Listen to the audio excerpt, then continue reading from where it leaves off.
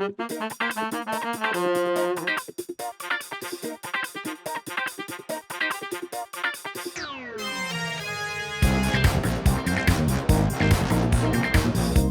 you, Brian Bury, for your rendition of our theme, and welcome to episode 38 of the Champagne Comedy Podcast, where we talk about the best Australian comedy show from the 90s ever made, The Late Show, and other D-Generation comedy tidbits. My name is Matt, and joining this podcast today is Alison, Daniel, Kim, and Prue. Hi. Hey there. Welcome back, Prue.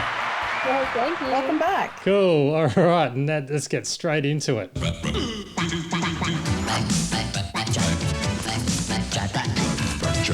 I don't really have anything other than enter the bar joust competition right now before we do our next episode, because you need to get your bar joust favourite quote and fart noise in. How many roads must a man walk down before you can call him a man? The answer, my friend, is blowing in the wind. Oh, Christ. The answer is blowing in the wind. Here's my response, Bowden. Right, I need something from the heart. Something unmistakably barge-ass. Don't break my ass, my bargy-wargy ass. I don't think my pants would understand. Oh, but if you... Christ, was that me or the door? Bet this never happens to Reg Lindsay. Howdy, partner. Is that a Najee shirt? Nah, it's a bargy shirt. Alright, kids, let it rip.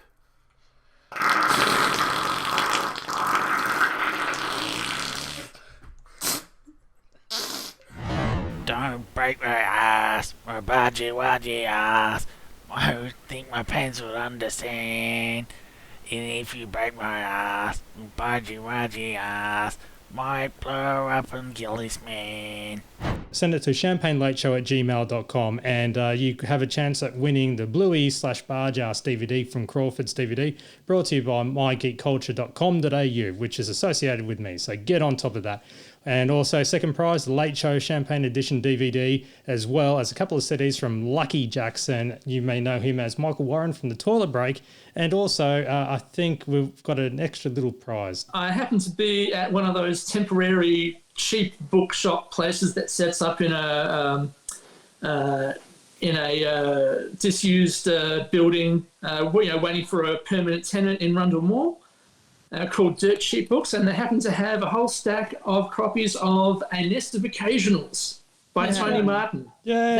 So I'm pretty sure this is out of print at least in physical form. If you want a copy, you're going to have to travel to Adelaide, get to 74 Rundle Mall before a permanent tenant makes it in there, and spend $9.99. Or much simpler, you can enter the bar jazz competition. You get a crummy poster as well. Only kidding, not crummy. The autographed Joan Kerner poster of Joan Jett. As you see, everyone's now got out their Nest of Occasionals. Yes. Yeah. So I haven't read this for years. Yeah. So if your copy of A Nest of Occasionals is all dog-eared and got a lot of wear and tear in it, there's a nice pristine copy that'll be sent to you along with the CDs and DVDs. Well, here, if I just... this makes great podcast, doesn't it? Oh, it's unboxing. We're unboxing. Unenveloping. Hold on. Yes. Damn express post envelope. Hey, I got your phone number on here, Daniel. Well, there you go. If you get any phone calls, and my Daniel. return address as well. Return address. Daniel, all of next week, you're just going to get, hello, it's John Blackman here from Telecom Mobile Net. Who's this? Oh, no. But, there's quite a lot of books at the Dirt Cheap temporary bookstore. I've got the paper. Now back to Daniel G and his program guide. Oh, geez, I'm talking too much this episode already, aren't I? All right, I'll get through this really quickly. So this is What's Up Against Season 2, Episode 18 from Ross Warnicki's Critical Guide in the Saturday Age. I'll start with Channel 7, and it's a night of movies, starting off at 6:30 with The Wizard of Oz. Says Warnicki, nothing can be said about this classic family film that has not been said a million times since 1939. He labels The Wizard of Oz as worth a look for tonight. That's followed at 8:30 by Grease. Says Warnicki, go on. date yourself. Remember going to see this Olivia Newton-John, John Travolta ode to the 50s 15 years ago? Worse, are you old enough to remember dressing like that? There can be no other reason to watch this slick but uninvolving musical/romance. Uninvolving? Uninvolving. Hello? No other reason? What an idiot. Can't Nah, have that's ridiculous. I mean, Grease became a big thing in the 90s again for a reason, and that's because Yeah. it's involving. Move on, stupid commentary. Yeah. Well, you might prefer Warnicki's commentary on the film that comes up after Grease, which just happens to be Grease 2. There we go. I was about to say, what about Grease 2? There's a film that you could legitimately criticize a bit because it is not as good as Grease 1. However, it does have its charms. He simply calls it mind-numbing. Just like Weekend at It's not Bernie's. that bad. Like mind-numbing full stop, end of paragraph. Oh, well, he just puts in all the usual stuff. Like the full thing, he says it's a mind-numbing 1982 sequel with Maxwell Caulfield and Michelle Pfeiffer playing the leads. All right, over on Channel 9 at 6:30, we've got Hey Hey, It's Saturday, and it's a packed program. Speaking of mind-numbing.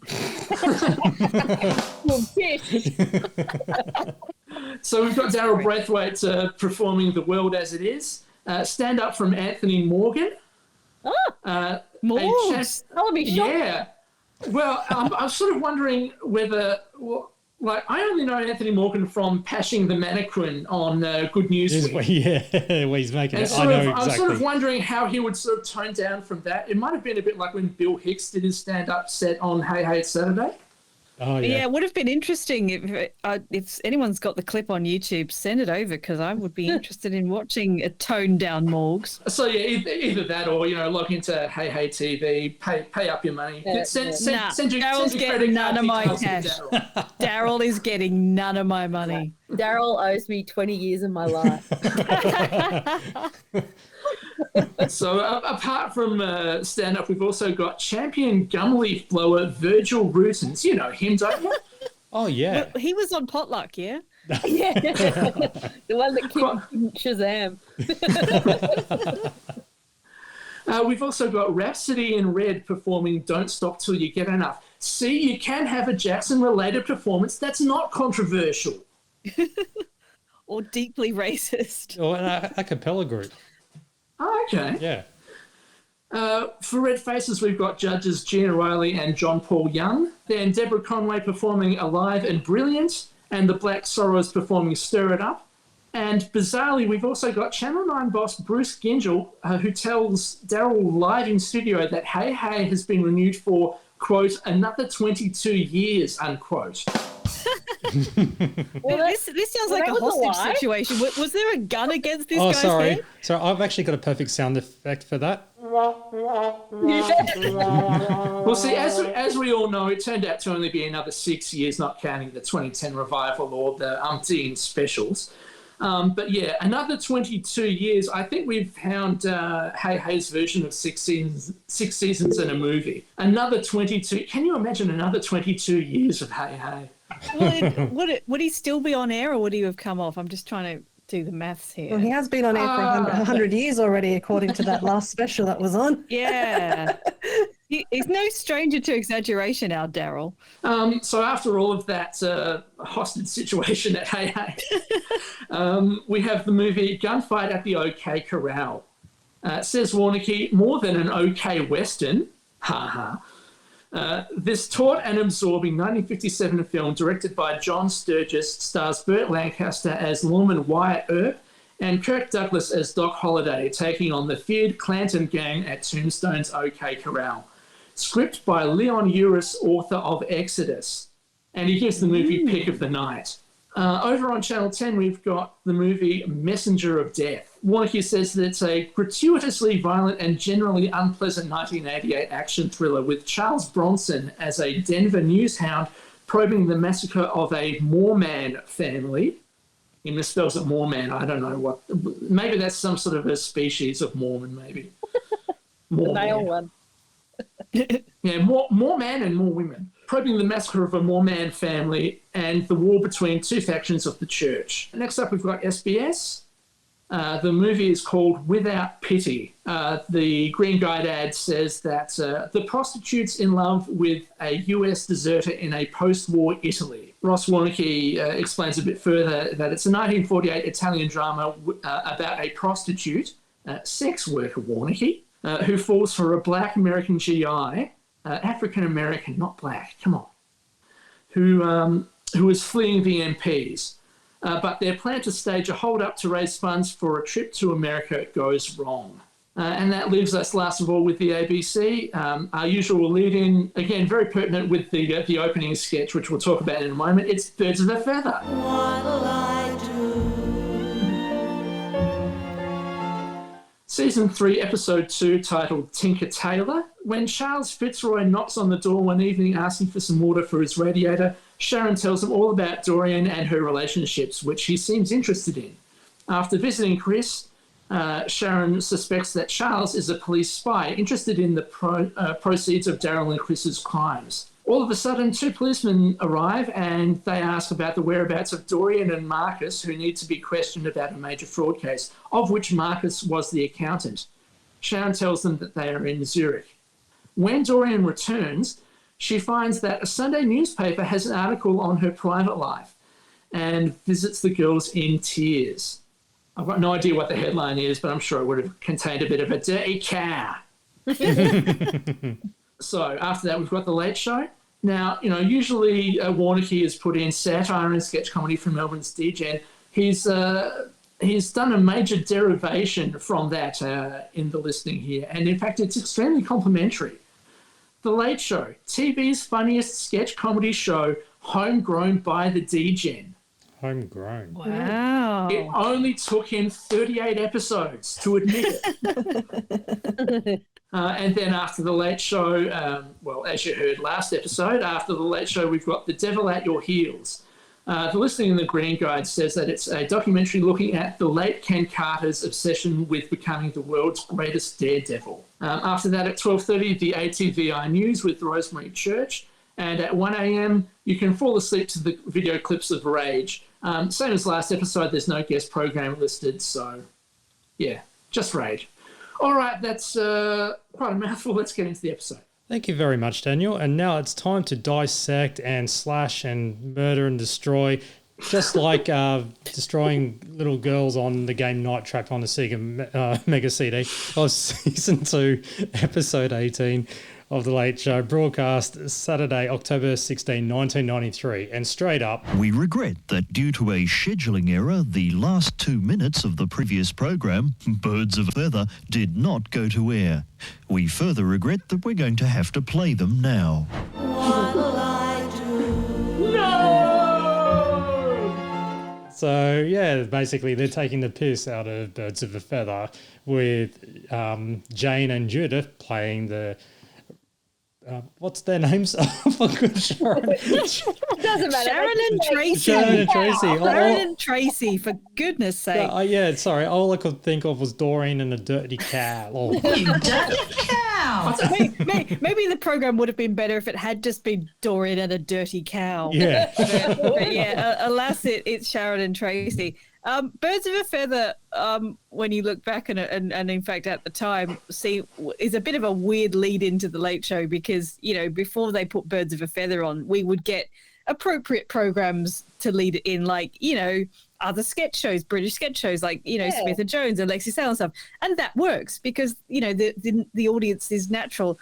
I'm not sure that the natural audience for Birds of a Feather would particularly appreciate The Late Show and vice versa. Yeah. But anyway, wasn't it happened. Yes, but wasn't it down the track, or mainly I think it was when the Working Dog people started doing the panel on Channel 10, they actually had the choice of what was going to be leading into their show afterwards. Yeah, right. Before and after, I should say. So they chose to go, all right, let's put a drama show like whatever it was, the Upteenth Law and Order, or... and then whatever the drama thing was, and then it was like, all right, let's break the ice here and put some lighthearted comedy. Yeah, well, same thing happening. Let's wait for some comedy. It did not gel, did it? It was like having, human nature open for the Sex Pistols or something. Yeah. It really brought you down. It was like a bummer. And if you tried to time it so that you just came in at 10 o'clock this bloody show would overrun by 4 minutes, and it would just like, oh my God. And it was at this time of the year where most of us had hit 18, where I just couldn't watch it live because of fucking Birds of a Feather. I just ordered it and went out for the night. No, I was still only 16, so I wasn't going out partying. I remember just sitting there with the VHS like half an hour before. I sat through that. I actually forced myself to sit through that whole show because I just didn't want to miss the Late Show, even though obviously I was just already in my bedroom and there was no way I would have missed it, but I still had to be there. Well, that's why everyone's VHS tapes and all that always had the snippet of the, you know, Birds of a Feather While thing. I do. Yep. While I do. That's the one. I think we've used the maximum of that theme.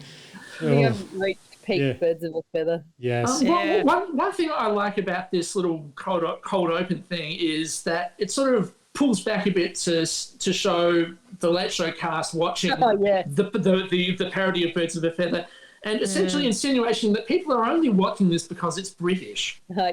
Yeah, I mean, they follow that up later with Judith's sketch, which I just, you know, I don't have a lot of time for it, but it's fine. That's what they. But what, And we'll find what out they're why, talking yeah. about is that the best comedy in that era and for several decades before that era had been British comedy. So, you know, Peter Cook, Dudley Moore, Python, you know, Not the 9 O'Clock News, The Young Ones, all that great comedy, you know, which was the best in the world. And that continued on for about 3 decades and probably ended towards the end of the 90s. So, you know, and then obviously there was a lot of crap British comedy as well because they just made so much comedy in Britain in those eras. But you sort of expected that all British comedy would be good. And then, of course, a bunch of it wasn't. And Birds of a Feather was in the sort of not good. And we'll hear. Also, would you classify Birds of a Feather and also another lead-in to the Late Show, which was Bread, would you classify those as dramedies? Well, Maybe, yeah. But that didn't exist as a concept at the time. You know, that no one talked about dramedies. They were sitcoms. They were classified as sitcoms. Yeah. But yeah, when you look back on it, you realise there's a soap opera element to both of those programs. Yeah. And It's there kind were of some like serious issues. I mean, the fact that Yeah. there was an actual bloke in prison, you know, that was the whole point. yeah. But yeah, there were only 2 shelves at the ABC shop, you know, drama and comedy, and Birds of a Feather was on there. Yeah. But I actually On the don't comedy. I don't think that the DGen are particularly reverent about British comedy. I actually think that this dig at British comedy is fairly like what they think. Yeah. They are. They like the good stuff though. You know, they just don't talk about it. They often make, well, because they're comedians and what we see them do is make jokes. They're making jokes about all the crap stuff. And Yeah, there obviously was they're an being awful Tony lot of crap stuff. There was an awful lot of crap British comedy in the 60s and 70s in particular. Now, I'm just which we amazed. will I hear had more about no later. idea. No, I had no idea that there were 128 episodes of something of this show. Oh, God. It went on forever, and then they revived it about 5-10 years ago, didn't they? Well, lucky that I didn't get the follow-up of the big prize where I was trying to arrange the Birds of a Feather box set. So, yeah, I'm glad- It'd be huge. It'd be Oh. this massive suitcase of really crap comedy. Anyway, really they end this like- bit with a line that says, "This show could do with a bit of comedy," which is absolutely right. yeah. You dirty cow. Yeah, we don't rate that accent though, do we? No. Dirty car. That's better. The funniest part of them sort of standing around in the green room talking about this show was they're all wearing ridiculous costumes. That's the most outrageous thing from the costume department. Like, what's Rob wearing? He's wearing this like red mullet and a green like pixie waistcoat. After the opening titles, we've got the opening remarks with Tony and Mick talking about dating the nameless Green Senators, which I really looked so hard and deep for this one. I couldn't really find anything unless someone else knows. Don't the Green Senators turn up in a Late Show sketch at some point? They Because were like- there were Yeah, they were kind of like cult some of figures at the first time, weren't females in Parliament, and they were just sort of taken the piss out of. I don't know why, just because they weren't looking, polished. They were just sort of normal women, weren't they? they? Yeah. All I can remember from it is those Green senators being mentioned in a Martin Malloy sketch for the female premier. That's right. That's why I was ringing a bell. They also mentioned about Bronwyn Bishop moving from the Senate to the House of Reps. Yasser Arafat wants to be known as a man of peace because there's something in the air. Rocktober. Yeah. Yeah. And, Rocktober. And if you don't believe us, have a listen to this. 31 days, 744 hours that'll go down in rock history. The hottest music, the biggest stars. Rocktober 93 on Triple M, FM 105.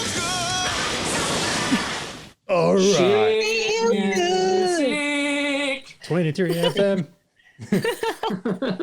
So just a very brief history of Rocktober. It started in 1974 on radio stations 2SM, 2NX, 3XY and 6PM. The registered trademark for it kept changing hands. In 1993, it was in the hands of MCM Networking, best known as the producers of Take 40 Australia. Currently, it's a registered trademark of Southern Cross Austereo, the company that owns Triple M, which is kind of odd because for the last few years, Triple M has been doing Oztober. Maybe they've saved it for Tony Martin's little punchline on this Rocktember. Yeah. They talk about a joke about Monica Seller's stabber. Oh, they just went overboard with the Monica Seles. They're so mean to her, I thought. Horribly mean, yeah. And Tony mentions that Hollywood movies are losing money because the producers are out of touch with what the public wants.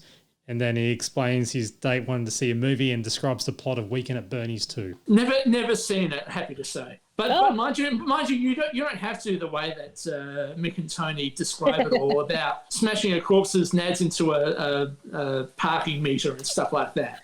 I remember watching Weekend at Bernie's at the time, and I remember enjoying it. I don't know how it would stand up today, whether it would seem a bit tasteless and weird.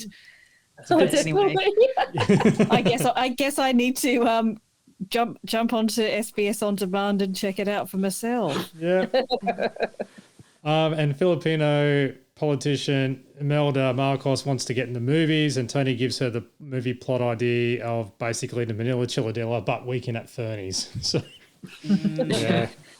Well, these days, of course, Ferdinand Marcos's son is now the president of the Philippines. He got voted in a couple of weeks ago. So yeah, it's kind of like family. Well, we've got lots of Green senators in the Australian Parliament now, and we've got Ferdinand Marcos is back. Yeah, or his son is at least anyway. And then they're going on about soccer hooligans in Holland, and they're in the studio audience. It's an extra, I think, on the Bargehouse Olden Days DVD where the big cage comes down and they get attacked. That's that little bit. There is no news desk at Tommy G this time. Yeah, and this is kind of their joke because, Tommy G fans are going to riot because there's no news desk. So they put down the soccer barrier, comes down, and the audience chucks Coke cans and stuff at the barrier. So, and don't know why there's no news desk. And who knew that Dr. Aaron Bouquet was a Tommy G fan? We get to see a little cameo from him smashing a bottle against the mesh wire fence. They're all just cheering on Rocktober. 31 days, 744 hours. Yeah, anyway. Such hyperbole, 744 hours, Matt. I love those promos where they just crunch numbers. Yeah. Because what really inspires people to listen to pop music or rock music in this case is a bunch of statistics, isn't it? Let's show them a graph. Here's a pie chart explaining why you will listen to Rocktober. 25 to 54-year-olds, you're in with a chance. All right, and now we have a commercial. Sorry, I should have. No, never mind. I was going to do my love song dedications on Mix 106.5, and we are about to play Rocktober. Matt, I feel like you've got a future in broadcasting. Yeah, that's over now, isn't it? Wow. Commercial time, and it's a news. Oh, this is one of my favorites because I quoted this so much, and I'm sure everyone did as well. This was very popular in the schoolyard, wasn't it? Yeah. So it's the Pantene commercial piss take of Rachel Hunter. and who was married to Rod Stewart at the time. So that's why she really hit the headlines. Yeah, doing the Pantene commercials. Here's the original. Wishing for really healthy, shiny hair? Go out and get it with Pantene Treatment Shampoo. My hair was brittle and lifeless. Solution. Pantene Treatment Shampoo. For hair so healthy, it shines. It won't happen overnight, but it will happen. I know everybody loves that tagline, but I really love the go out and get it. Yeah. I like She the didn't treatment say it shampoo. quite like that. It was like, go out and get it. Go out and get it. She's not the world's greatest voiceover artist, Rachel Hunter. I think that's established. I actually really loved that there was a proper Kiwi accent on our tellies at the time. Yeah. Like, I know I took the piss out of it just like everyone else, but it was great. When it comes to New Zealanders, like if once they start hitting the spotlight and all that, Australia likes to claim part of it until they fuck up. So then they go, oh no, that's New Zealand problem. I do feel this does have a bit of a Samaranch kind of feel to it because she doesn't say it so New Zealandy when you listen to it back. Well, I think it's not as There's bad as what absolutely we... no A-bro in it. I'm going to play the commercial again, but I'll stop it so you won't hear the whole thing because Pantene now owes me money for playing a commercial. But here's the part which I really like. So everyone quoted that end part, it won't happen overnight, but it will happen. This bit. Go out and get it with Pantene Treatment Shampoo. Pantene treatment shampoo. It goes quite English. And that was the best take she did. Just bear that in mind, everyone. That was the best take she did. And she probably spent hours in that booth saying that over and over again.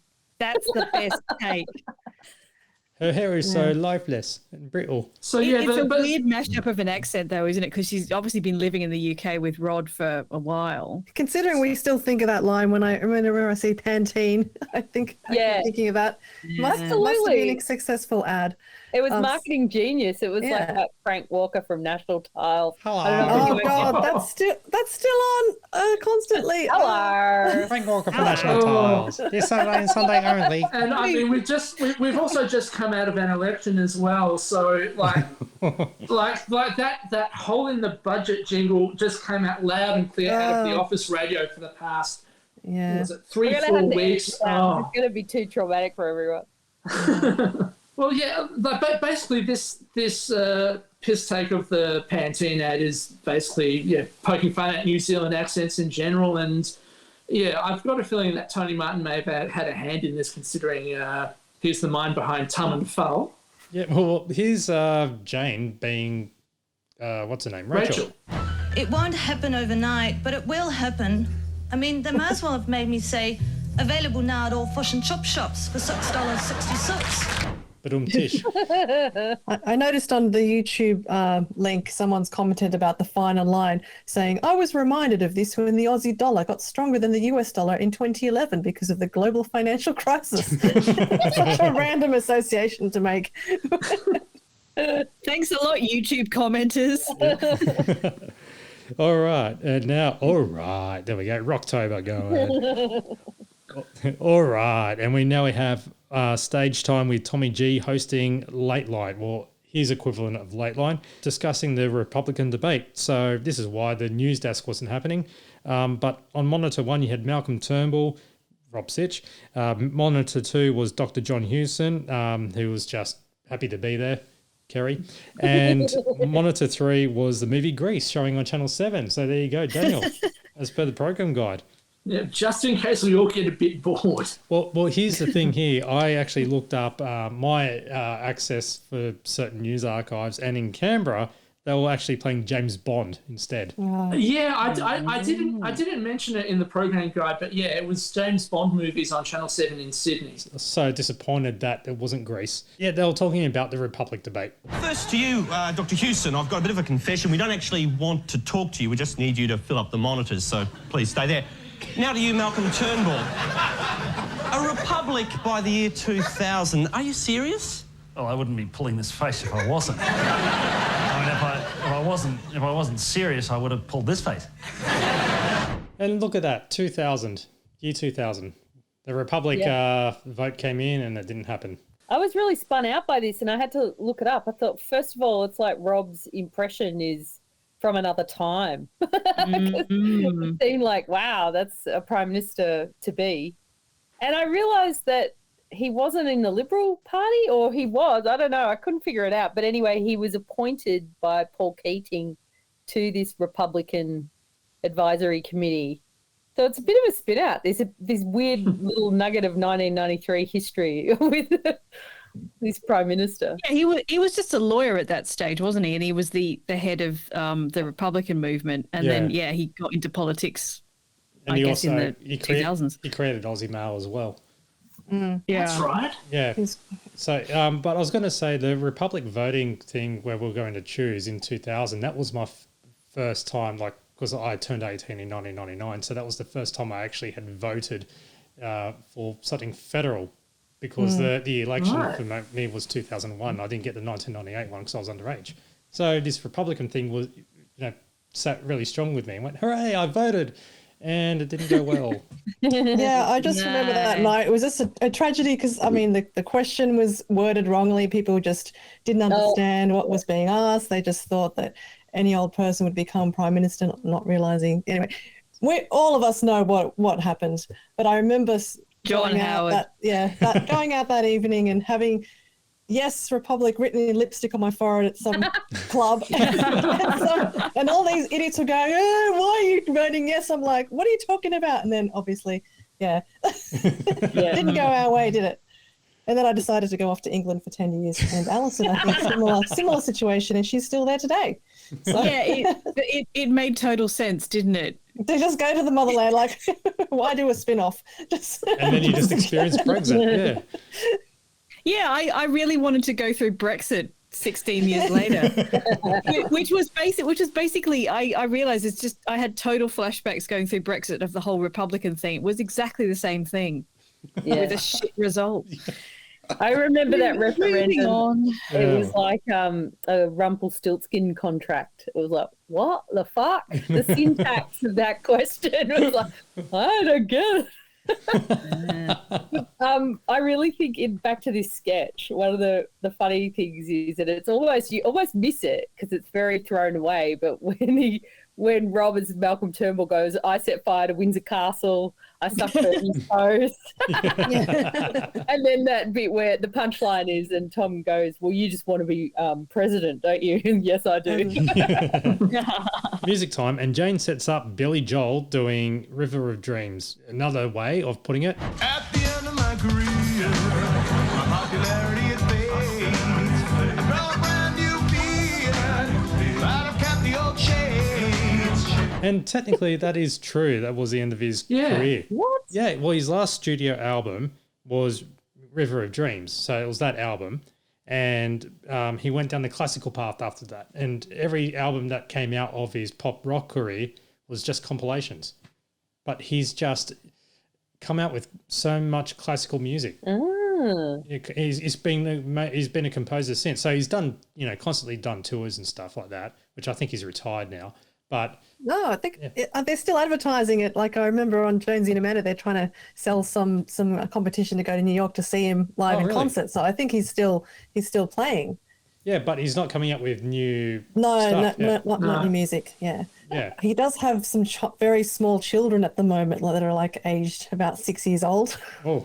He's about in his 70s. This song will always be really hilarious to me because I remember when it came out.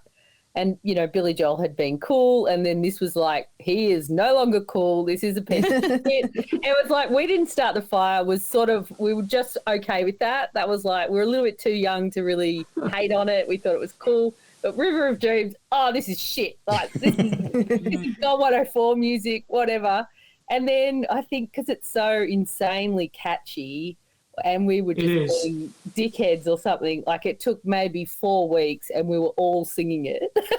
After walking in the river, after walking in the river, after walking in the middle. We were all singing along. Well, I got to say that my mum loved the song, and she couldn't buy the single, so she had to buy the entire album, and that was the only. Good strategy by Joel there. Yeah. $27.99. She'll never get back. But it was a good likeness with Santo as well. Oh, he was so hot in this. Oh my god. That's all I wrote down. Santo hot.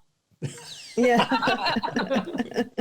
Mind you, some of the moves he was making there, it was reminding me of him doing that la la la la la la. Oh, yes. Don't spoil it for crew. Behind the bar. La la la la la la. Yeah, Was that actual stubble? No, That's from all Lou right. into Luigi. Yeah. From his archives, his Super 8s. And it's muckraking time, and that's where this teaser has come in.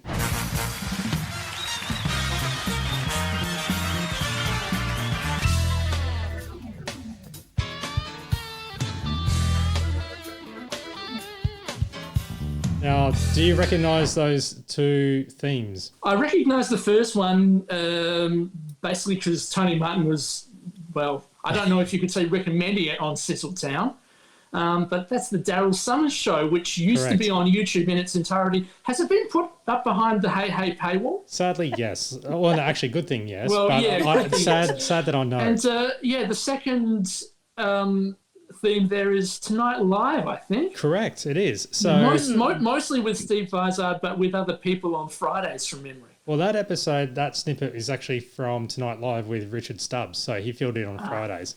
And so this is all about muckraking live, where they take the piss out of all those late night variety live shows. And they just wanted to do something different because they claim they were carrying the Late Show for so long.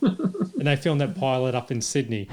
From the ABC studios going live around Australia and to some parts of remote Finland, it's time for muckraking. With Philip Brady as the second banana. Good evening, ladies and germs. We've just flown in from Sydney and, boy, are our arms tired.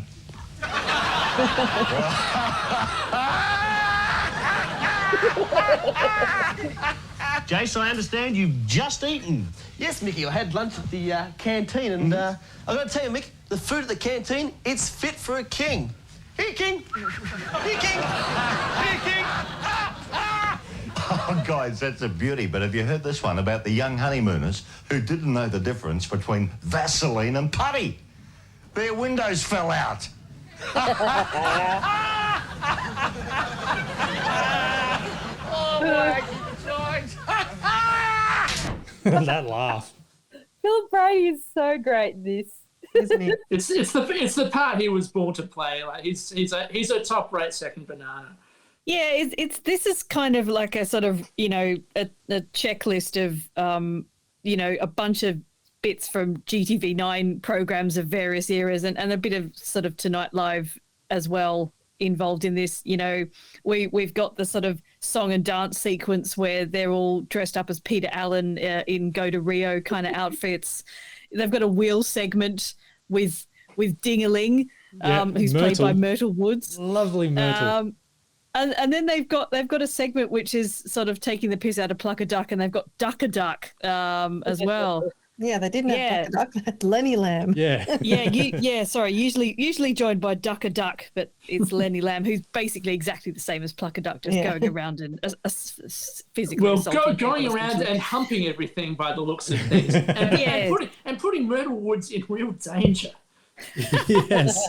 In Myrtle danger. I love Myrtle. Nice. Yeah, very good. I love Myrtle's line when they said, "How are you tonight?" "Not too good. Can I go home?" Ding-a-ling, how are you tonight? Not too good, really. Can I go home? Shut up. Shut up. Okay, now you can win a lot of prizes tonight. What can you win on the wheel, Ding-a-ling? Not much. Take your medication.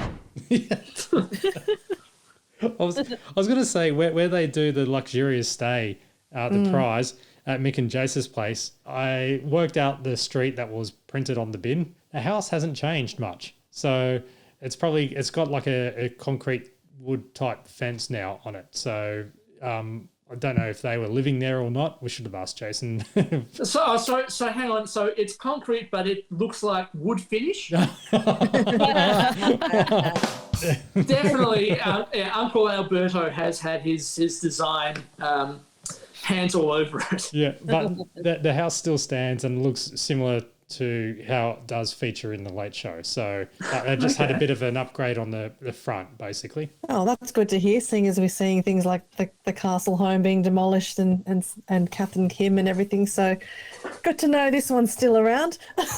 Now, also, in one of the excerpts, we've got Jason interviewing his mum. We should have asked in this when we had the chance whether that's actually his mum or not. No, I think it's an actress. I don't know why I think that, because I don't recognise her completely, but I get a vibe. All right, and we're on stage, and now this goes a little bit different. So Judith does a bit of a stand-up routine on smoking in nightclubs. And bounces outside strip joints being not that convincing. It's very weirdly placed, and I think it might have just been to buy a bit of time as well. Yeah, but she admits that she's under the weather, just like Tommy G was the week before. Then explains why there's the grand piano on the stage, and this is where they bring out the ode to British comedy, and that is performed by Philip Page and Joe Vasina. Vasurka, there we go. Yeah, this was as weak as water. I didn't like this. And I like water. So this is actually... It kind of like... No, I didn't like it.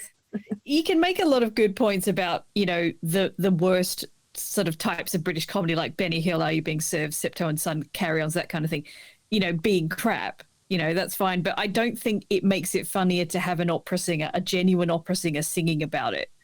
I think there are probably other ways you could take the piss out of Mrs. Slocum's pussy. No, especially when the opera singer is like constantly looking at the lines, see him sort of clocking. Yeah, the phrasing of it is kind of weird, like he's only gone through it maybe gone through half of it before the show. Yes. I weep for those last days of joy when TV was my favourite toy. Everything British made me laugh. Hello, Nick Nog, en avant. Are you being served now, oh God? And Mr. Humphreys, what went wrong? Where is the man who was always free, who now strokes Mrs. Slocum's Yeah, not getting much love from the audience either, really, apart from he's so pussy. Also, I think there was a bit of a technical stuff up in this bit, because you find very close to the end that there's a whole bunch of shots of Benny Hill and Are You Being Served and all that are gone through very, very quickly near the end, which I've got the feeling was supposed to come up on the big screen as they were being sung about, rather than rapidly at the end. What do you reckon? Yeah, I'd say technical problems. It's not a good sketch. Barge-ass. Regarding Barge-ass, and Alison, would you like to explain what this episode is based off? Well, tonight's episode of Barge-ass is based on the novel Un Regard de Barge-ass, which is a look from Barge-ass by Simone de Beauvoir, writer, philosopher, and feminist, famous for writing The Second Sex. Now, Simone de Beauvoir was famously in an open relationship with the philosopher Jean-Paul Sartre. But what about her relationship with Barge-ass? Well, I'm going to guess that there were a few Dutch ovens involved. Back to you, Matt. Thank you. You're our author, book connoisseur or specialist. I am your highbrow literature connection. There we go. Yeah. Yeah. Oh, and also special guest Senator Bronwyn Bishop, who's actually Val Gillay. Ah, yeah, yes, indeed. That's who it is. Yeah. But now with Barge-ass, he decides to get tips from the horse jockey where he gets his brown velour. And as a thank you for the tip-off, is offered to film the next scene. Yeah, that was funny. But yeah, you would clutch your nuts too if you had a camera from that angle. Yeah, yes. And they're basically trying to work out whether the brown velour is being stashed. And so Barge-ass and 20 head to the warehouse to find the things. This is definitely it. There's enough brown velour here to last us well into the late 70s. And where are these so-called smugglers, Sarge? Don't know. What's that? The music. Sounds pretty foreboding. What do you reckon it is, Sarge? I Unless I'm mistaken, that's the Crib sailing down from an open skylight theme. Don't make a sound. Right, that'll flush about 20. Oh, did you say this was a consignment of brown velour or brown manure? Open the door, will you? Okay, mate. Hurry up, I'm suffocating. Oh, thank God, oxygen. That whole scene, beautifully done. I think what's even better is the fight sequence that comes up after, which is like it's just an excuse to play every sound effect under the sun out of sync. Out of sync, showing his bald spot and just using sound good. effects straight out of the Looney Tunes library or Hanna-Barbera. Due to Bargear's heroic backdoor blast, the game Pong is created in tribute. Hey, I'm on level 7. What do I do now? Be careful, there's 3 cubicles and one contains the Pong. Look out. Oh, my eyes are watering. Game over.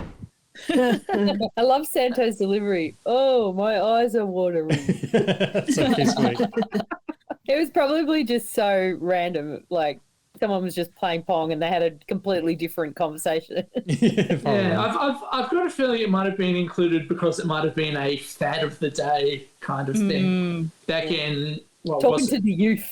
early 70s. Yeah. Well, they were starting to appear in, pubs and youth venues, weren't they, those machines? Fish and chip shops mostly. Fish and chip shops, yeah. Putting in the 20 cents and... While you wait for a shitload of dim sims. Yeah.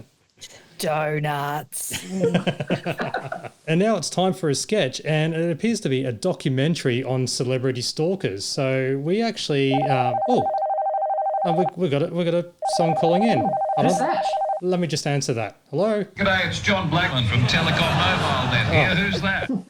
Jeez. He's everywhere. Anyway. We've got Actually, we have a legit phone call. Hello, who's this? It's Ken James. Oh, no way. Hey. John Blackman. Are you the Ken James? I am. Well, I suppose I am the Ken James. Yes. If you Google me, I am the Ken James. Yes. All right. Well, that deserves a. More importantly, Ken, are you having fun in the kitchen? I was in front of the kitchen a long time ago. And funnily enough, I still enjoy having fun in the kitchen. One of my passions is cooking. Yes, as well as your passion as well is acting too. So because you are the big star of The Box, Prisoner, Skippy, Skyways.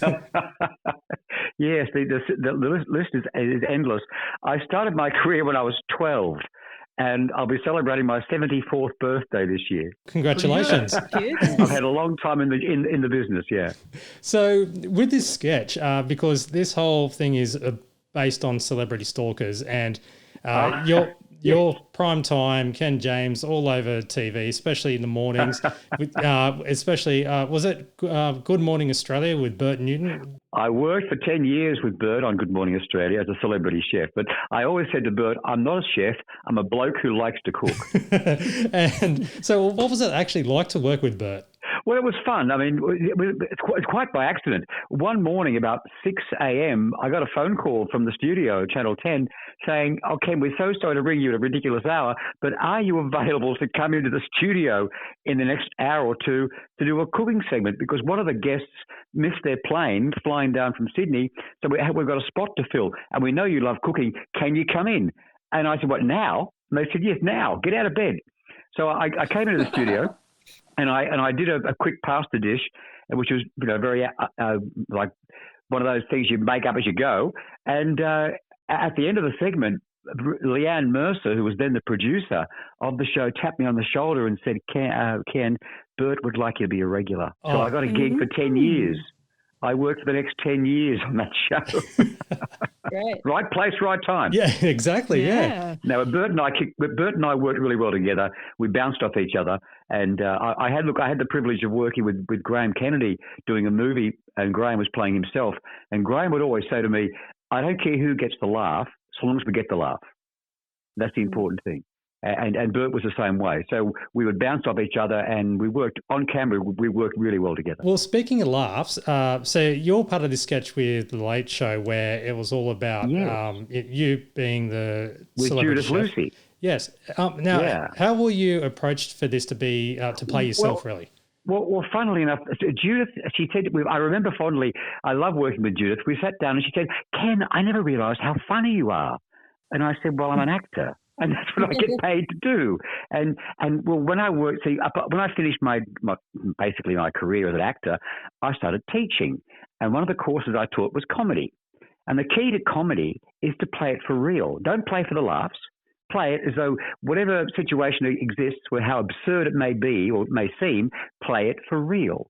So you play it straight, and that's where the comedy comes. So when I worked with Judith, it was all about me playing apart the noodles and the little alphabet soup, and they had this thing of Ken die in soup. To be honest with you, I thought it was very funny, but I thought that the tag, if I'm totally honest, was a bit weak, a bit lame. They could have had a better tag, but then again, I mean, I wasn't writing it; I was only performing it. The tag was that Ken James was stalking himself, rather like flagellation, which I'm not into. So, did you have any better ideas?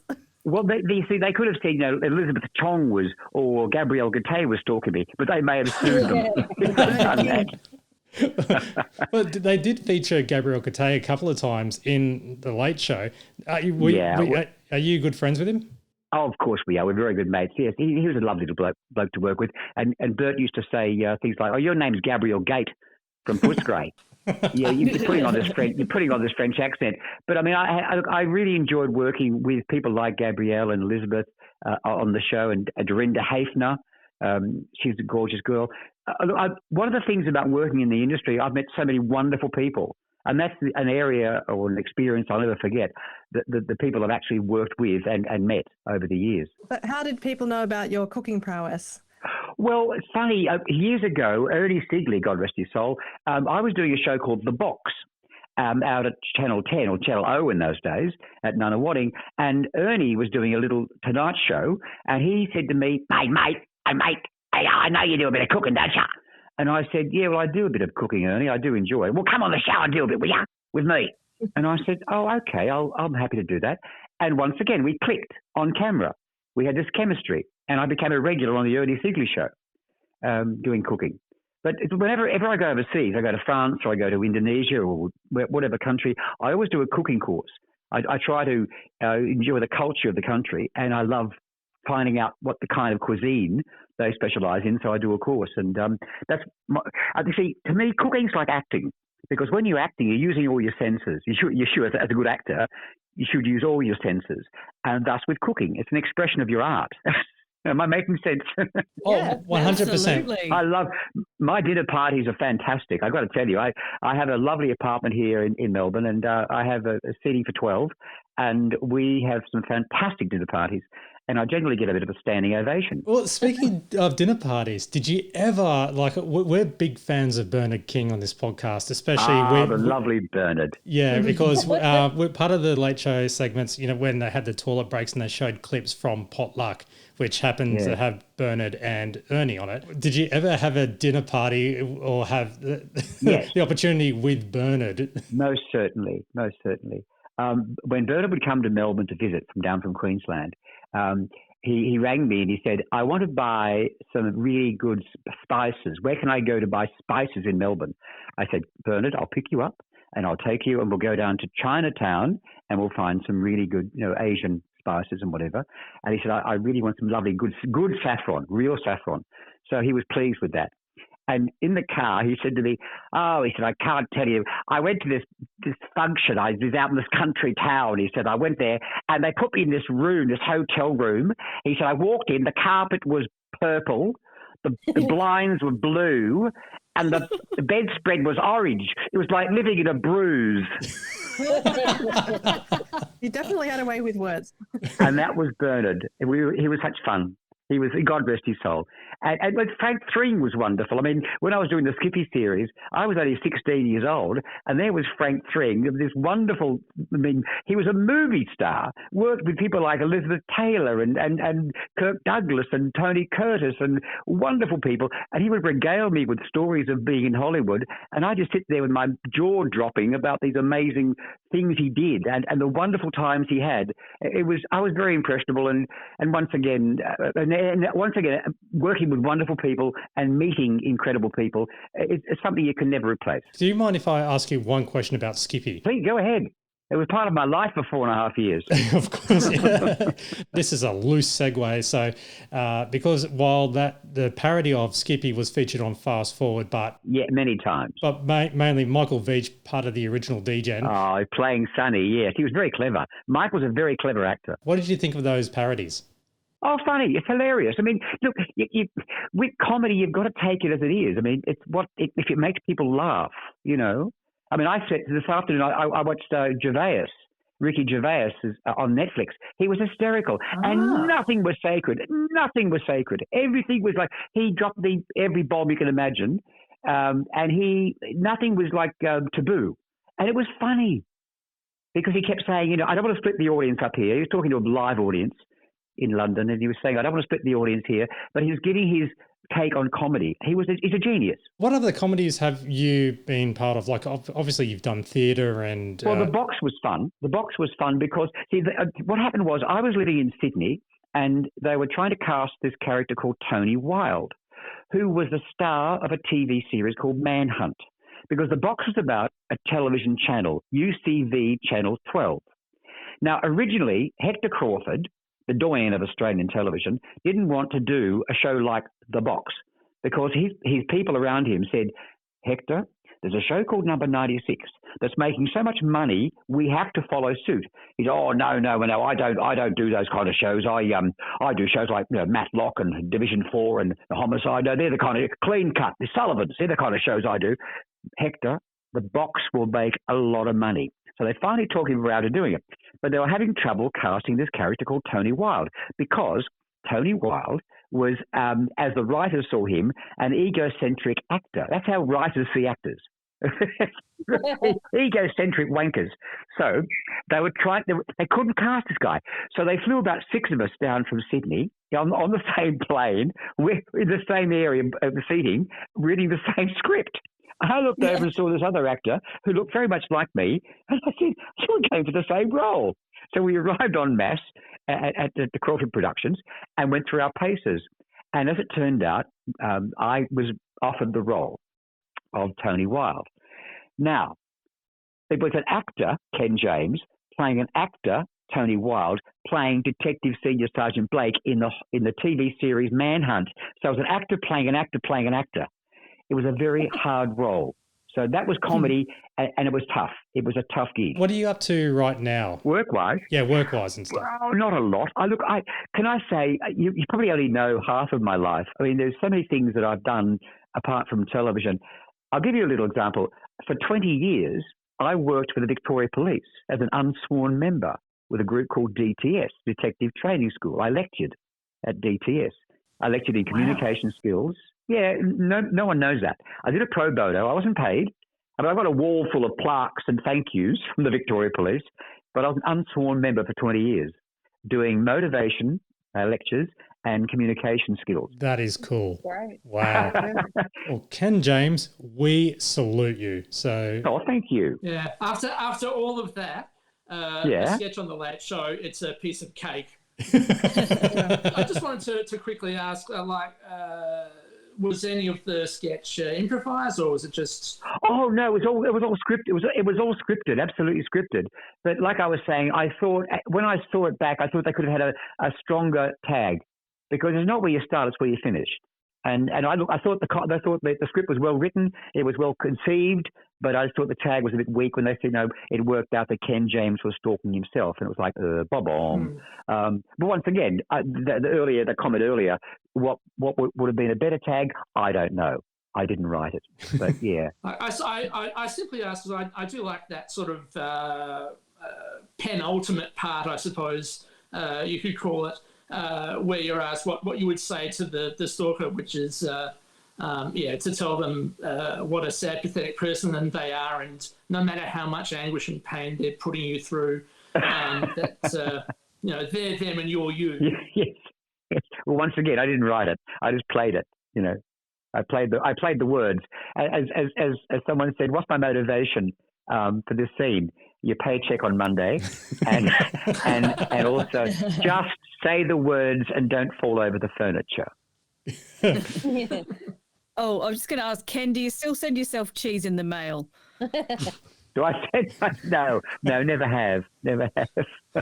Oh, when was the last time you cooked with Maggi noodles? You know what? It's been quite some time. Although I'm not saying that they're not a good product. People like a lot of university students. They say to me, "I lived my life on noodles because I couldn't afford anything else." And good luck to them. Oh, just going to ask, are you online anywhere on the socials, or is there any way? No, that you know anyone what? wants to get in touch with you? I don't do social media. I don't do Facebook or any of that stuff. I'm a bit of well, what do I say? I'm not really IT literate. I mean, all my emails come through on my phone, and I can do that, and I can send texts. I'm clever at that. But I'm not a Facebook or a Twitter or a TikTok or a social media. It was never in my era. I was born in 1948. Give me a break. Ken James, thank you so much for calling into the Champagne Comedy Podcast. And you're more than welcome to delete the phone number afterwards now. Thank you so much. And now we're back to the stage, and we have Street Talk with Reverend Tony Martin. That's obviously an E Street reference, isn't it? Oh, yeah. Basically, he interviews the Christian heavy metal band, the New Samaritans. This is kind of like a follow-up from last week when we had the song, the annotated song, isn't it? And this is more like a real-life version. We see who these people are for real and how bad their fashion sense is. Yeah, and so many dodgy wigs in this sketch as well. I was in a pub the other day. Yeah. Hang on, you were in a pub? Wait on, Rev, don't get heavy with me. I'll leave my message of moderation till later. Sure. But I said to them, hey guys, you got a happy hour? How about a holy hour? Right on. Okay, and the people at the pub, how did they react to that? Quietly. Right on. Or woo. So they were either cheering or going right on. But they loved it. Like Rob and Jane, Santo and Tom just loved doing this sketch. Feels like there were a lot of like Christian groups, I guess, like in the 70s, 80s, early 90s or whatever, who were, trying to kind of reach out to the kids because people were moving away from being interested in religion. And so they kind of got into rock music, and they sort of adopted things from the hippie movement and that. And this is quite a good piss take of that because, certainly as a teenager at the time, various kind of people, different groups would come into our school and try and convert us to Christianity or whatever, evangelize. And they would try and reach out to the youth, by having a guitar or whatever and, nah, go away. And bringing lots of chocolate, I remember. Yes. Bribe you to be Christians. That doesn't sound right. A whole bunch of people going to a school giving kids chocolate. Are you listening to yourself, Brew? Yeah. Are you right? They were talking about their fifth member, Slash, who was the devil, but he didn't really make it in. He wasn't really fitting into the band, was he? Well, they speak to him, but he speaks backwards to them, is what they're saying in the sketch, which is a nice little gag. But they did mention their musical influences, Amy Grant, Franciscus Henry, and Madonna. Oh, no, Madonna. Boom Tish. Boom Tish. That was a Boom Tish, yeah. And but they did mention their national tour. Your national tour, you've just got back from how did it go? Totally wild. Yeah. 21 days, 27 parishes. Right. Thank you, Southern Thank you, Australia. Thank you. I love that she knows she's dropping a really daggy joke. Yeah. 21 days, 27 parishes. All right. And they did have issues with the noise because they were asked to turn it down, and the pyrotechnics, all the incense. Yeah, I like the way it's quite interesting how it starts off as like this is going to be a pretty general kind of Christian youth group piss take, But then they say a few really specific Catholic things that you realise, what the fuck? No one knows what you're on about unless you've actually had to go to mass. Yeah. I quite like that bit where Tom goes, "Yeah, I left home as a kid once. It was only for an hour to go to mass." And they did play a song from their album "Sakey Breaky Heart." Jesus. Yeah. He's a really hip dude. He's a dude. What a dude. You're a dude. Jesus.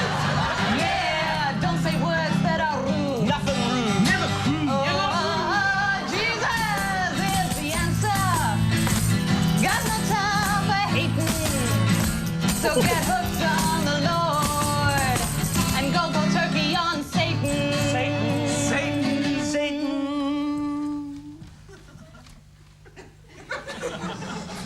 What is it? More praying here? No, we're waiting for the applause. It's such a shame that Jane never put out her own album. There's still time, Jane. There is. still Yep. time. If you can play uke with the Fooies, then yeah, you can. Don't forget there was that Dorothy the dinosaur. Oh yes. That was really good. And yeah, we've got considering that Christian rock, it's the perfect segue into the next segment. Yes, which is Toilet Break, Act 5, Gary Bond and his original composition. Oh dear. Oh God, Take Me Away. City life. It's a crazy scene. So crazy scene. And I wish the traffic lights would all turn green. Just me and you. And you and me. It's Bob Dylan.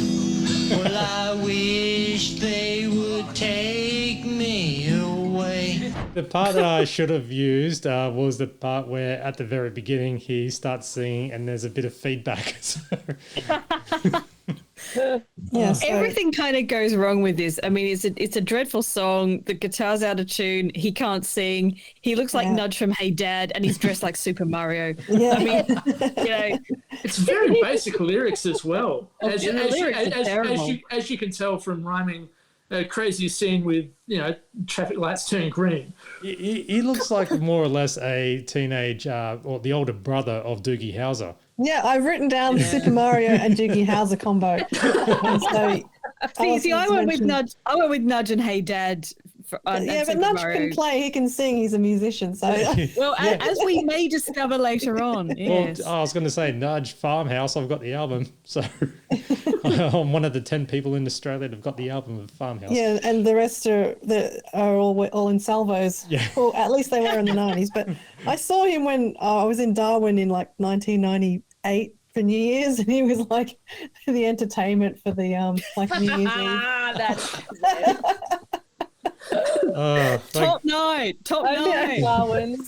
I will say though, Gary Bond, that clip was also recycled for a Triple M commercial further on down in the early 2000s, because when I saw it on TV, I think it might have been just being broadcast in Sydney at the time. And when I saw that, I went, hold on, that's a Toilet Break. I recognize that. And it was just simply that. City life. It's a crazy scene. Basically, the whole thing, obviously without the laughter because that's from The Late Show, and then it just popped up right at the end. We play real music, or real rock at Triple M at the end. That's it. So Yeah, that's great. As evidenced by Rocktober. yeah, exactly. No, don't play it. All Don't play right, it. yeah, good. I like, how sometimes you interview these acts and they'll say, yeah, we had to do an audition. Like that always blows my mind because I think These people made the cut. Who didn't make it? Yeah. but I think the actual real coup of an interview to get would be the person who's doing those auditions. Like they must have just been rubbing their hands with glee, going, "Yeah, mate, you're fantastic. We'll get you on. You're going to be great." Well, it's like those X Factor type shows. They always try and get someone through that's a little bit. And if you YouTube a few other potluck clips which aren't shown on Toilet Break, there's some of them which are even worse. So No way. yeah, Oh my you might God. get- you have to clear your cache afterwards. But of course, our good friend Bernard, what did he have to say with Gary? Gary wrote a lyric that's almost prophetic. I wish they would take me away. Indeed, I agree. Oh, short, sweet. His timing was really excellent. Indeed. Yeah. I agree. Yeah. So succinct. And where does that place him in the leaderboard? Okay, so yeah, my VHS copy was a bit dodgy. Did said did 10. Bernard say 10 points? 10, yeah. He did. Okay, so that puts him equal 14th, which is sort of, well, yeah. It's on an equal footing with Razia and Krista Cruel, who bravely battled her way through You Keep Me Hanging On. So, yeah, equal 14th with those two. And the only person that's worse is Raymond Shield, who did There Is a Balm in Gilead. And got 5 points for it. Rehearsal. We're on stage now, and it's late mail time, and a viewer had sent in a photo of Barjas because after Barjas was featured on The Late Show, he knew where he lived. So, yeah, good on Mr. Yeah, Stalker. and he was in Cogra, the other famous person from Cogra, obviously being Clive James, and I think that Barjas here was a bit overshadowed by the famous kid from Cogra, but yeah, completely different area now, Cogra. It's all high rises, so it's good to see a little bit of that history preserved in that photograph of a kind of single level suburban houses, because it's nothing like that today. And don't forget William Shakespeare as well, but that's under different circumstances. Oh, that's right, yes. Yeah, sorry. Very, I don't know why all these people. With Cogra just attracts them all. Tommy G and Rob had a photo with Mr. Squiggle as well. So they just wanted to put that in. But also, after Tommy does plug Volume 2 of The Late Show VHS, I think this is the first plug, isn't it, for Volume 2? Yeah, I think so. This happens. I did get a real letter from Tom Stilley. Your wig, Tom. It's my wig's off. Who writes that... Tommy doing his John Malkovich impersonation in The Line of Fire. Tom Stilley, I was mentioning earlier in the evening, writes that having tried our normal ABC number to get tickets to The Late Show and failing to get through. So I just love how they completely lost it. Like, Because Tom was such a trooper. Because they've all kept the wigs on from the Street Talk sketch. But the fact that when Mick has made a movie reference in The Line of Fire with John Malkovich, actually I looked it up and it's a dead set ringer. So that's what broke them up so much. Yeah. But Tommy, powers through, and he always is trying to do the whole call up the switchboard, try and get tickets for The Late Show, and this happens. I'm ringing about getting tickets to The Late Show. Thank you. G'day, it's John Blackman from Yay! Blackman number 11. That was just so true. So true. I do quite like the routine of Tom calling up to get tickets and being put from one department to another, to publicity who doesn't know what The Late Show is, to Late Line, to TV comedy, who seems to be, it's a very sleepy TV comedy department. So they're really they're really sticking the boot into the hand that feeds them, and I love it. Well, it's sort of he's passed around by all these departments, as you say, but the people he speaks to there are sort of increasingly bored, aren't they? To the point where they're almost catatonic at the end. then you get Blackmaned. Yes. Yeah. I love that sort of 90s transfer sound. Yes. So, but Jace has found an op shop item, which is a retro hairdryer, the Max Hatter, and Jane wears it and starts smoking up. So, yeah, that's more visual than anything. But Jane mentions to the audience right at the start of the late mail segment that she's got earplugs in, and doesn't quite know why. And basically, a big bit of firework, a Dr. Bouquet specialty comes out of the Max Hatter. That's why she needed the earplugs. Yeah, she probably would have needed a face mask because in 1979, the US Consumer Product Safety Commission announced that a number of companies, including Gillette, the manufacturer of the Max Hatter, recalled their products because they contain asbestos. This actually affected a lot of hair dryers and hair type products back in the 70s. So I'm sure, I mean, it would have been a very negligible amount used in that, but it's an interesting cautionary tale for anyone who wants to buy a vintage hairdryer from the 70s. Wow. Oh gosh. I think the bit I really like about this is I'm not quite sure who it was that remarked that Jane looks like Mick from Shit Scared. Yeah, that was the thing that saved it, because didn't it just fall on its ass? Like, basically, just this party popper goes off on her head. The whole thing has been given away by the fact she's mucked about with the earplugs. But then someone says, "You look like Mick from Shit Scared," and she does this really cute impression of Mick. The thumbs up, yeah. Yeah. And then Mick and Judith talk about how they did basically Vox Pops, but at the Elvis Impersonator Festival that was going on, which was actually featured on Hey Hey a couple of weeks ago. So it was like a delayed. Oh, that's the same one, is it? Yeah. Because this took place at Melbourne Central. I think you find that it was called Dimaroo. Oh yeah, no, Dimaroo was there, as was the Shot Tower. Yeah, I just love saying that. Here's a snippet from it anyway. Now, what I like is that you're prepared for a big sweat tonight, aren't you? You've got your towel on there. And what are you singing? Burning Love. Burning Love. Oh, a lovely number. And can I just ask you, has your Elvis impressions improved since you bought the Bedazzler? Do we reckon that the Baz Luhrmann movie is going to be better or worse than the impersonation contest we just saw? All right, commercial time, and it's just basically this is like just a simple sketch that you would see in fast forward / full Pretty much. frontage. Yeah. How safe are your tires? Yeah, it was not much to it. Car swerves to miss a kangaroo, a skateboarder, but aims for the little fat kid from Hey Dad. Boom tish. Yeah. The joke being, how safe are your tyres? Yeah.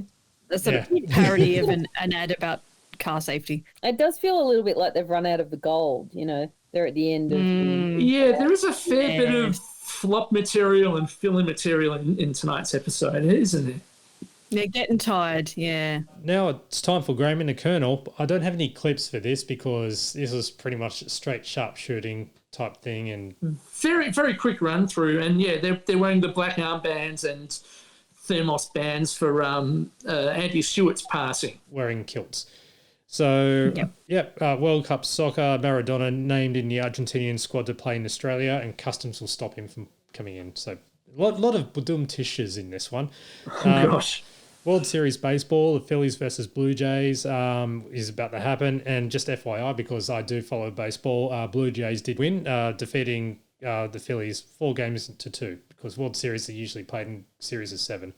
But whoever gets more, shut up. The tradition of throwing the first pitch off by a celebrity amateur, and I got to admit, this is pretty funny because the first pitch is someone who is not associated with baseball or anything like that. Could be a big name, could be someone basic, and they did suggest they should do it in cricket and use Greg Matthews. Around the World Yacht Race, Graham and the Colonel were kicked out after a technicality. They were using a foot pedal boat, so that was pretty funny. Especially considering that Santo realises very immediately, we had the kilts on. Yeah, that's right. Yeah. And then Rob says, you can freeze frame it and it'll be kind of Basic Instinct style. And silly me, fast, I just around it, paused it and realised they were wearing jeans under their kilts. So I did not see anything interesting. Again, Monica Seles stabbing trial, and they do base a video game off it, so they milked that joke for one more time. Not funny. But another bit of video game animation from Doug Bain, his third outing. Looked very Atari 2600 style. You'll know that if you appreciate that stuff. And congrats to Freya, winner of the Caulfield Cup. Graham and the Colonel earned more money off Duffelcoat Supreme when they rented out the cosmetics companies. Sympathies to the Murray River area floodings. They lost their caravan because they bagged it with bean bags instead of sandbags. Yeah. And Republican issue, Turnbull is only promoting it as he wants to be the first president, and Wendy Turnbull will be the first lady. And yeah, they make a remark about what Wendy looks like. Well, she became the mayor of Sydney, didn't she, at some point? Oh, yeah. Wendy Turnbull? Yeah. Yeah, she's famous for kind of big glasses, Yeah, isn't she? Yeah. I believe so. Yeah. Well, sort of partly famous for that. Mainly famous for being Mayor of Sydney, I imagine. And yeah, for being the love interest of Graham and the Colonel. Yes.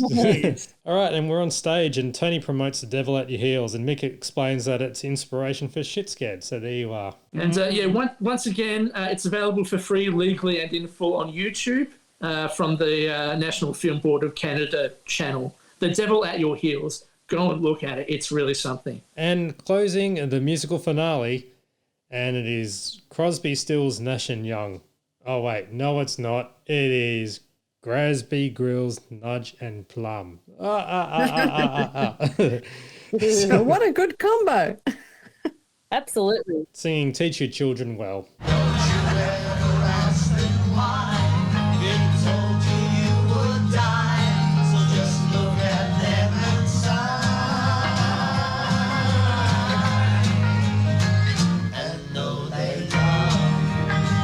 They sound great.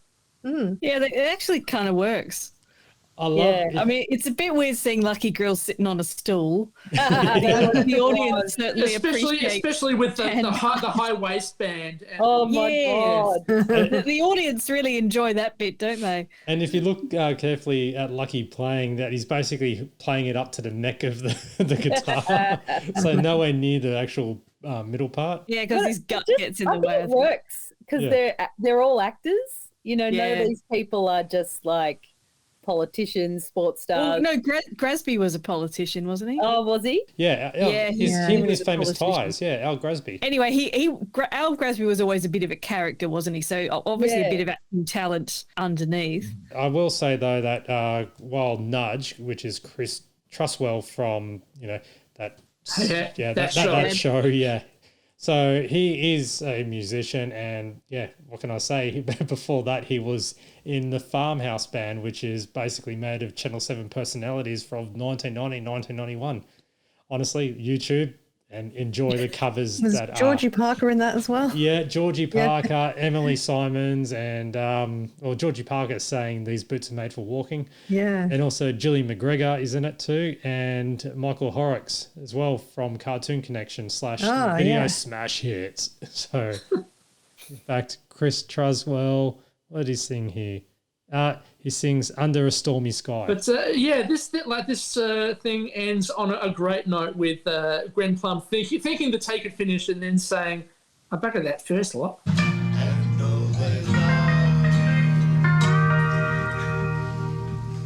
I'm back at that first lot.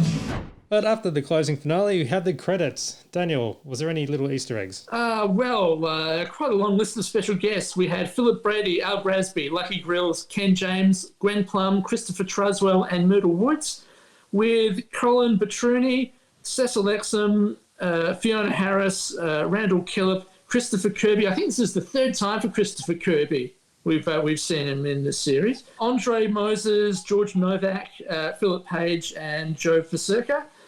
Computer animation by Doug Bain. And thanks to ABC News, John Diedrich, the State Film Centre. I've got a feeling that might have been for Devil at Your Heels, perhaps. And the estate of the late Gerda Nicholson. All right, and the solicit was Joe, again, singing the new phone number. So, they changed the phone number. Yeah, new phone number, obviously, because nobody was able to get through on the old one, as Tom showed out. Yeah. All right. Other than that, that pretty much wraps up episode 38 of the Champagne Comedy Podcast, as well as season 2, episode 18 of The Late Show. So other than that, please email us champagnelateshow@gmail.com, Twitter @TLSchampagne, and visit the website champagnecomedy.com. Facebook Late Show page, as well as search for the Champagne Comedy Podcast group on Facebook. And to answer the 3 questions, and you're in. Thanks to Ken James. Yeah, he was amazing. Really appreciate it. And thanks for not reversing the charges. Anyway, but I just want to say thank you very much for joining Alison, Daniel, Kim, and Prue for coming on again and putting up with everything. Bye. Cool. My name's Matt. I'll catch you next time. See you later. See ya.